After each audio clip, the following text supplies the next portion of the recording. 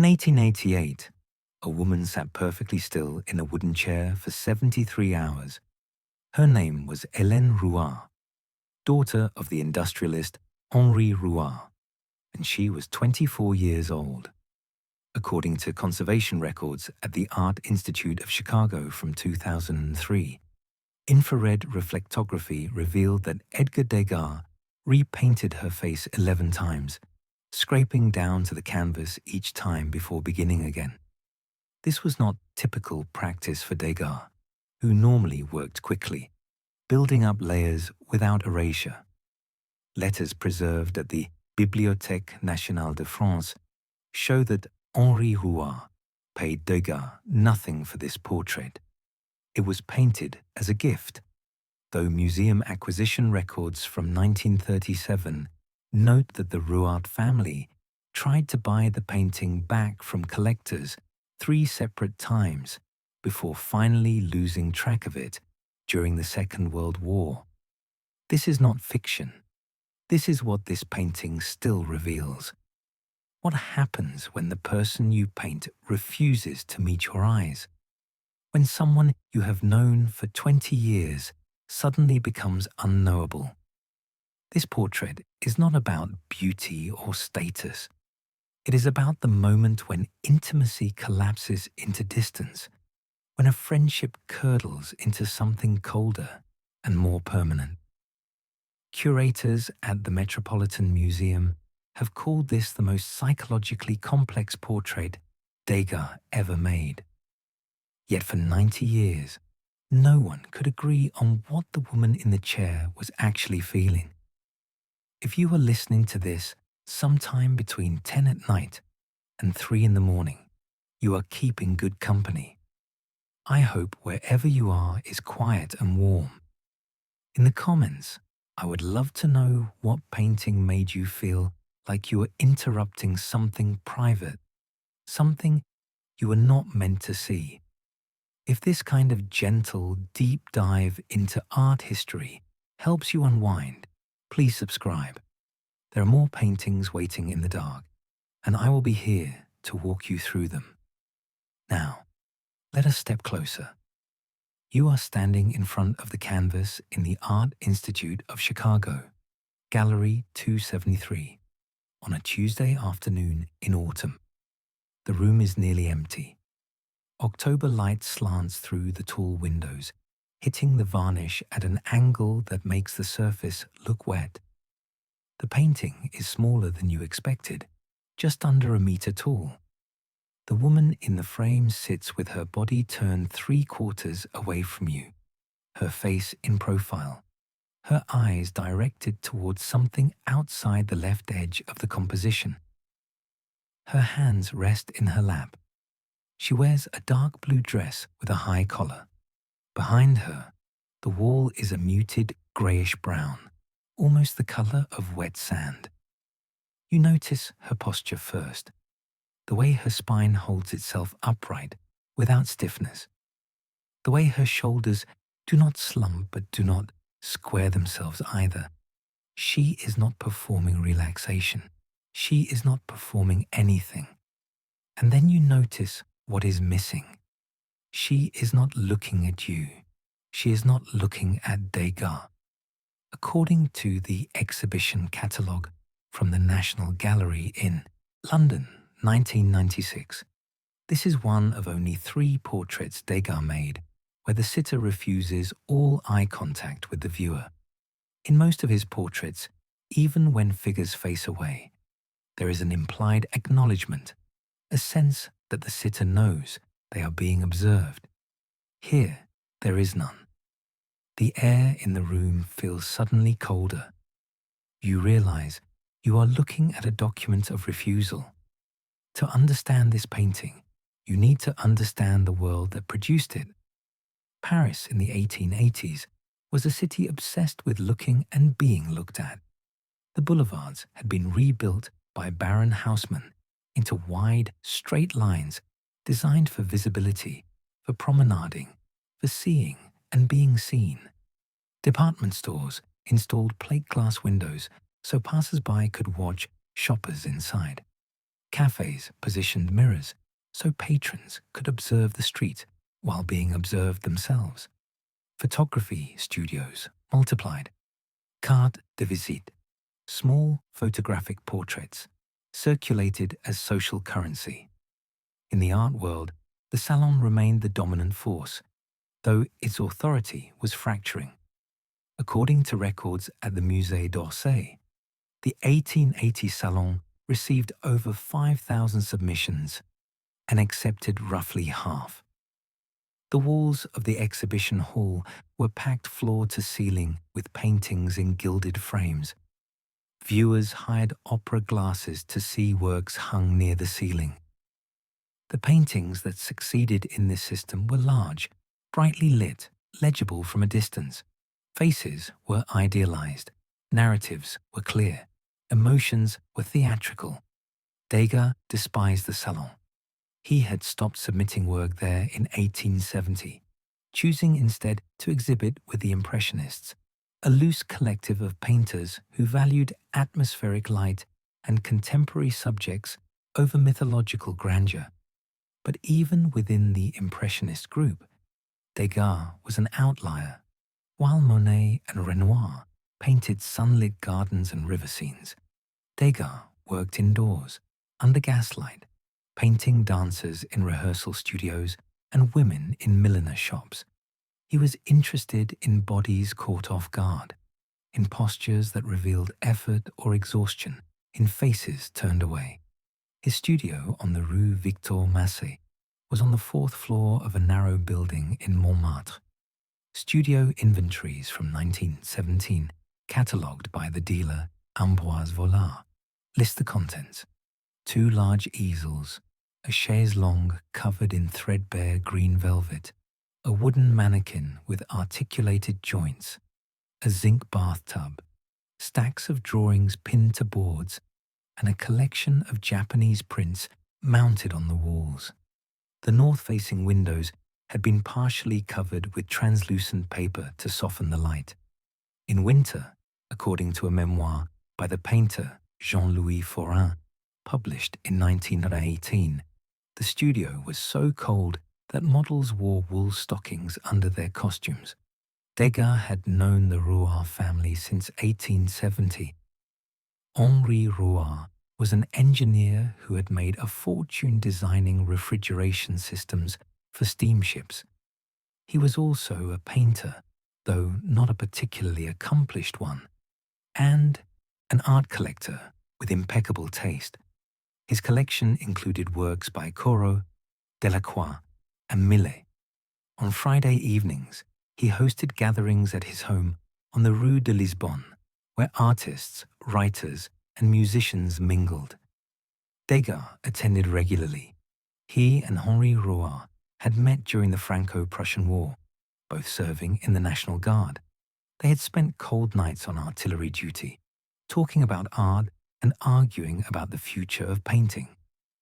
Hélène was Henri's eldest daughter. Born in 1864, she had grown up surrounded by paintings and painters. By her early 20s, she was fluent in the language of studios and exhibitions. She played piano. She read Baudelaire. She had opinions about Manet. According to a diary entry from 1886, preserved at the Rouart family archive, she attended an Impressionist exhibition and wrote that most of the paintings looked unfinished, though she admired a ballet scene by Degas for its unsentimental treatment of exhaustion. In early 1886, Degas began to paint her portrait. The commission was not a commission. There is no record of payment, no contract, no agreed-upon deadline. It seems to have begun informally during one of the Friday gatherings. Perhaps Degas sketched her profile on a scrap of paper. Perhaps Henri mentioned how seldom Hélène sat still. Perhaps Degas, always interested in difficulty, saw a challenge. The first sittings took place in the Rouart home. Degas brought a portable easel and a box of pastels. Hélène sat in the same chair each time, a wooden chair with a straight back, positioned near a window that overlooked the street. She wore the same dark blue dress. According to a letter from Henri Rouart to the painter Camille Pissarro, dated March 1886 and held at the Ashmolean Museum, Degas worked for 3 hours at a stretch without speaking. Hélène was not allowed to read or occupy her hands. She had to sit still and look toward the window. After the 3rd sitting, Degas scraped the canvas clean and started again. He did this 11 times. Conservation analysis from 2003 shows that the layers beneath the final surface contain not just adjustments to the face, but complete reconfigurations. In one underlayer, Hélène looks toward the viewer. In another, her head is tilted slightly upward. In a third, her mouth is parted as though mid-sentence.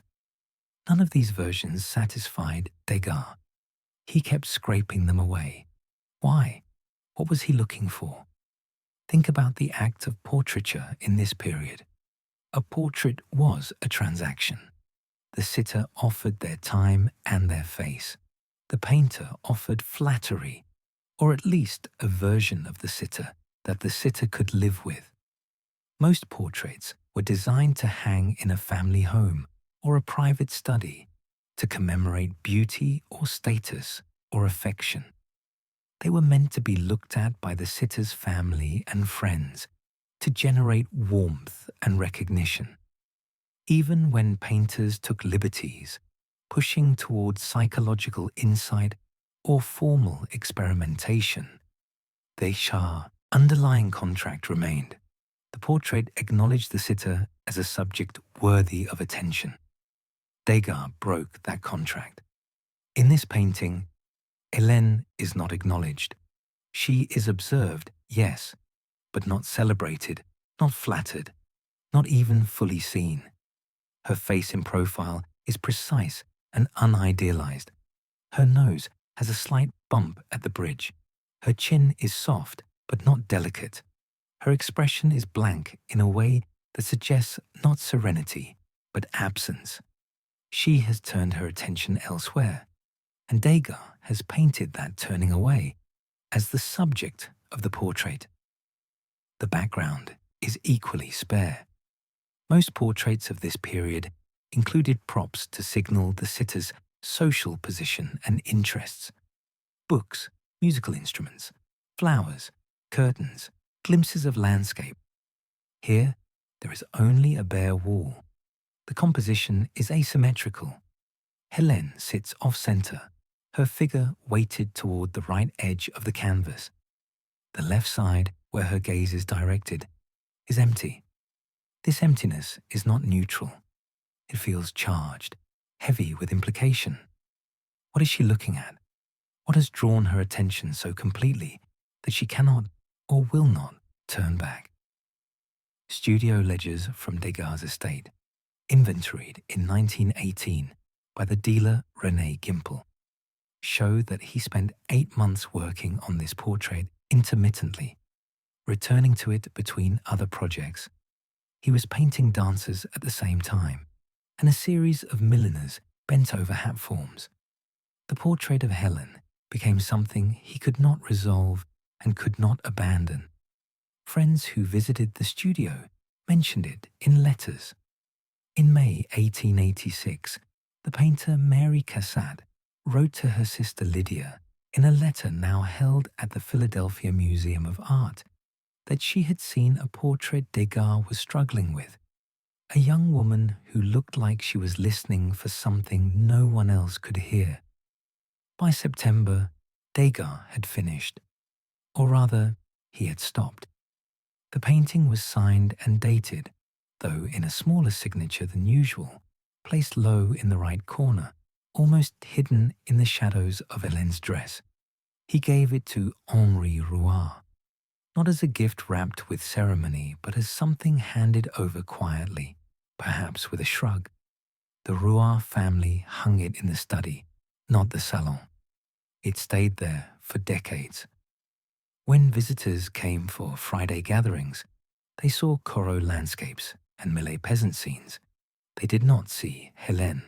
She was private. Now here is where the story becomes more complex. In 1912, Hélène married Eugène Marin, a naval officer. According to the marriage registry at the Mairie du 8e arrondissement, the ceremony was small. Afterward, the couple moved to Toulon, a port city on the Mediterranean coast. Hélène took very little with her. The portrait remained in Paris with her father. She wrote to him occasionally, brief letters preserved in the family archive. She mentioned the weather, the sea, the quality of bread in the south. She did not mention painting or music or exhibitions. She did not visit Paris often. In 1937, Henri Rouart died. His collection was sold at auction at the Galerie Charpentier. The sale catalogue lists the Degas portrait as Lot 42, estimated at 12,000 francs. It sold for 9,000. The buyer was a private collector whose name is recorded only as Monsieur L. According to records at the Wildenstein Institute, the family had tried to buy the portrait back before the auction, offering 15,000 francs, but the executors of the estate refused. The collection had to be dispersed to settle debts. Hélène, by then 53, attended the auction.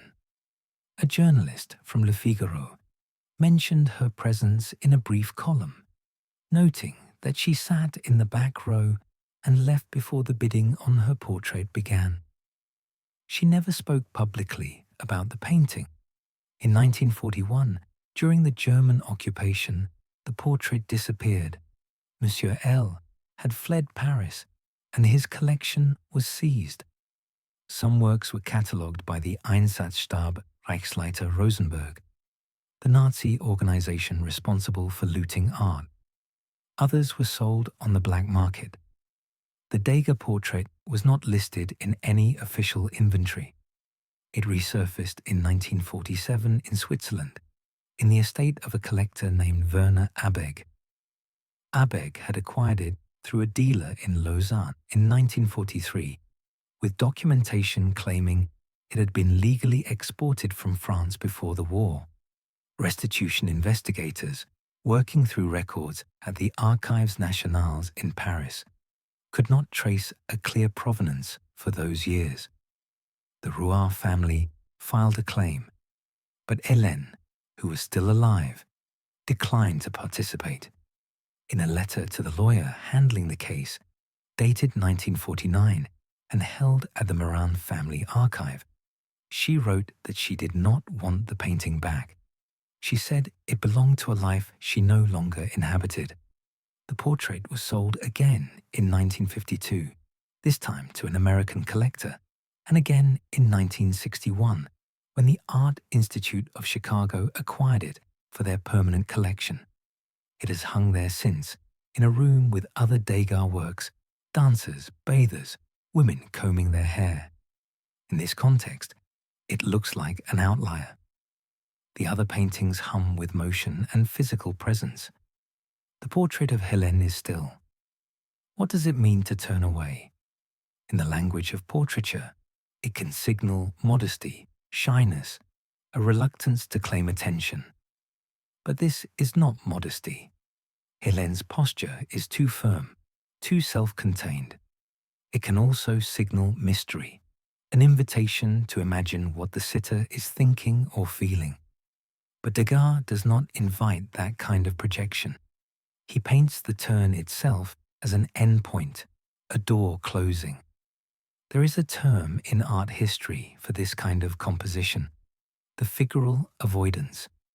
It describes paintings where the main figure actively rejects engagement with the viewer.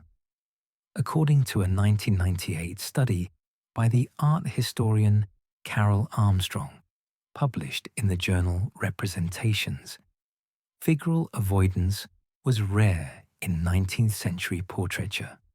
Most painters wanted to create a sense of connection, a bridge between the sitter and the viewer.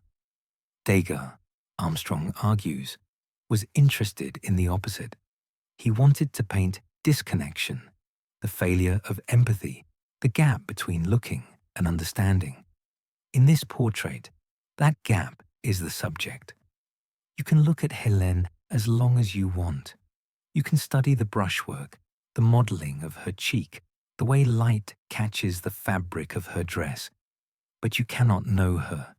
She has made herself unavailable. And yet, there is tenderness in the painting.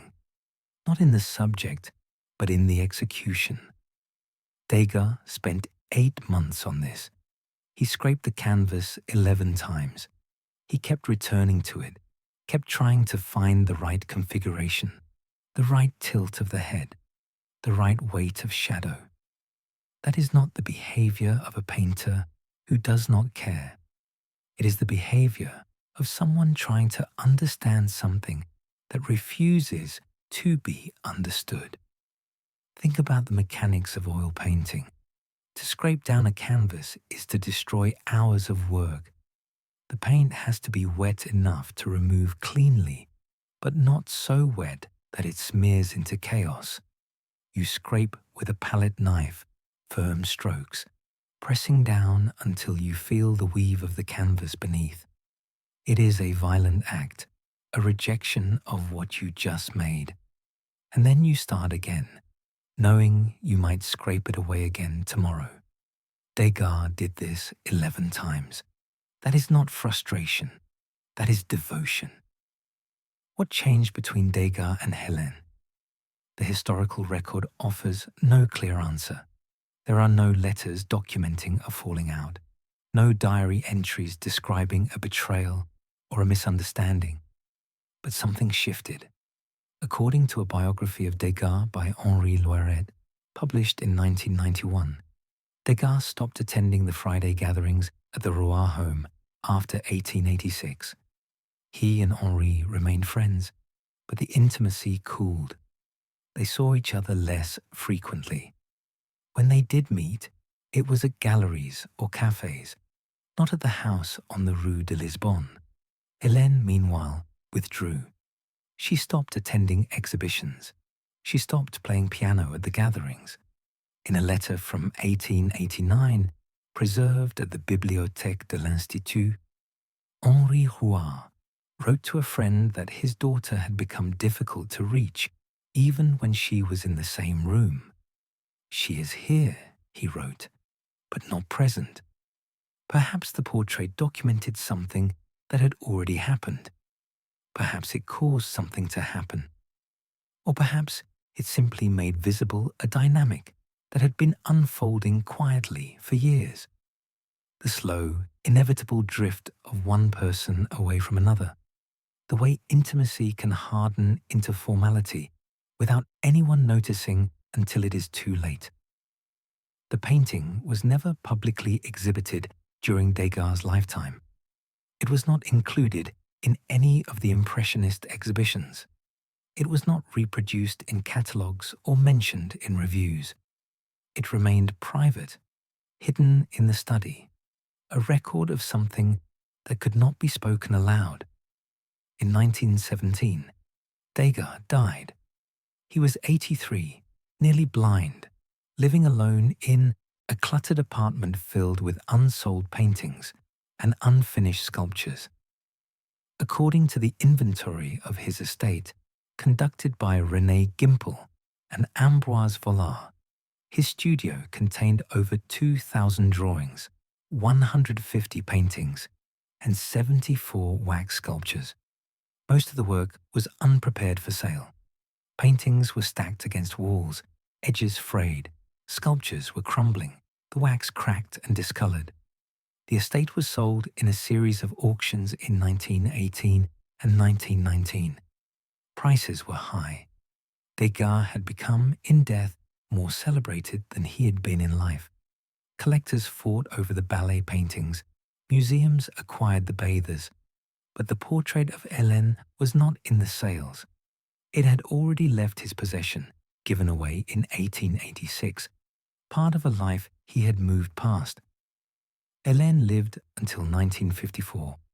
She spent most of her later years in Toulon, in a house overlooking the harbour. According to records at the Toulon Municipal Archive, she rarely left the house. She employed a housekeeper and a gardener, but saw few visitors. Her husband died in 1948. She had no children. When the lawyer contacted her in 1949 about the restitution claim, asking if she wanted to reclaim the portrait, she said no. Not because she could not afford it, though she was not wealthy.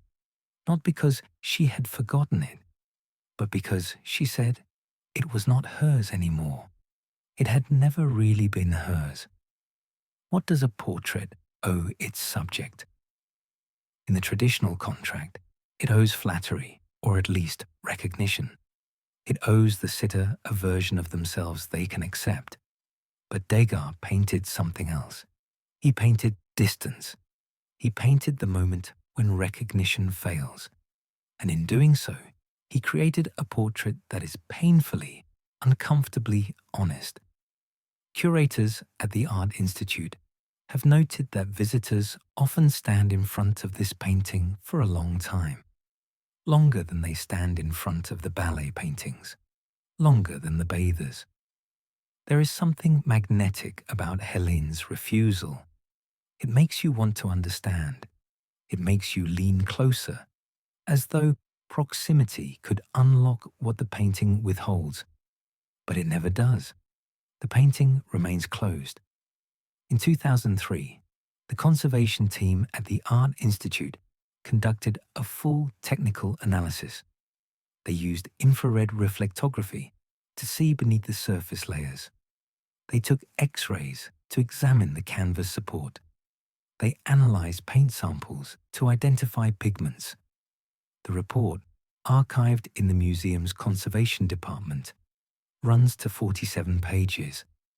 It details the 11 underlayers, the variations in composition, the changes in Hélène's expression. It notes that Degas used a limited palette: lead white, ivory black, Prussian blue, raw umber, yellow ochre. It observes that the brushwork in the final layer is more restrained than in the earlier attempts, more deliberate, less gestural. But the report cannot answer the central question. Why did Degas repaint her face 11 times? What was he trying to capture? The conservators suggest that he was searching for a particular quality of emotional remove, a specific configuration of features that would convey absence without coldness, distance without hostility. But they acknowledge that this is speculation. The painting keeps its secrets. There is a detail in the lower right corner of the composition that most visitors miss. If you look closely, just above Degas' signature, there is a faint pentimento, a trace of something painted over. Infrared imaging reveals that it was originally a hand, reaching upward, fingers slightly curled. Degas painted it out, replacing it with shadow. That reaching hand was Hélène's. She was, in an earlier version, gesturing towards something outside the frame. Degas removed it, leaving her hands in her lap, still and contained. That erased gesture feels significant. It suggests that at some point, Hélène was reaching, was engaging, was trying to make contact with something beyond the frame. And then Degas took that away. He turned her inward. He made her unreachable. What are we to make of this? One interpretation is that Degas was cruel, that he painted Hélène's withdrawal as a form of judgment, a way of punishing her for some unnamed failure of connection. Another interpretation is that he was simply honest, that he painted what he saw, a young woman who had chosen to turn away, and that he honored that choice by not softening it, not making it decorative or mysterious. A third interpretation, and perhaps the most painful, is that Degas was painting his own failure, his inability to reach her. his inability to bridge the distance that had opened between them. The 11 attempts, the 11 scrapings, were not about getting Hélène right. They were about getting his own position right, finding the angle from which he could accept that she was gone. Portraits are always, in some sense, about the painter. They are documents of attention, records of how one person sees another, but they are also records of the relationship between the painter and the sitter, the dynamic that unfolds during the hours of sitting, the silences, the adjustments, the negotiations over how much to reveal. In this portrait, the relationship is one of withdrawal. Hélène has turned away. Degas has painted that turning, and the result is a portrait that documents the end of intimacy, the moment when looking at someone becomes indistinguishable from losing them. The painting has a strange afterlife. It circulated quietly, changing hands, moving between countries, disappearing and reappearing. It was never famous in the way the ballet paintings are famous. It never appeared on postcards or in textbooks, but it endured. It survived wars and auctions and private collections. It found its way, eventually, to Chicago, where it hangs now in a room with good light, surrounded by other works by Degas, and people stand in front of it. They lean close. They try to understand. They see themselves, perhaps, in Hélène's refusal, or they see someone they have lost, someone who turned away and never turned back. Or they see the painter scraping the canvas, starting again, trying to find a way to paint the unpaintable. What this painting offers is not comfort. It is not reassurance. It is the recognition that distance is real, that withdrawal is real, that sometimes people turn away, and there is nothing you can do to bring them back. And it is the acknowledgement that even in that loss, there is something worth documenting, something worth looking at, something worth painting with care and precision and devotion. Hélène Rouart sits in her chair, her face in profile, her gaze directed elsewhere. She will never turn back. Degas has made sure of that. But he has also made sure that we see her, that we witness her departure, that we understand, however dimly, what it means to lose someone who is still in the room. If you are still awake, still listening, I hope this has given you something to think about as you drift. Not answers, but questions. Not certainty, but the kind of complexity that feels like company in the quiet hours.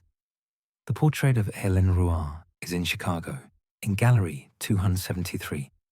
If you are ever there, stand in front of it. Let her refuse you. Let Degas refuse you. And notice what that refusal feels like. Notice if it feels familiar. There are other paintings waiting, other nights, other stories about people who painted what they could not say, who turned, looking into a kind of devotion. I will be here, walking through the galleries in the dark, if you want to come along.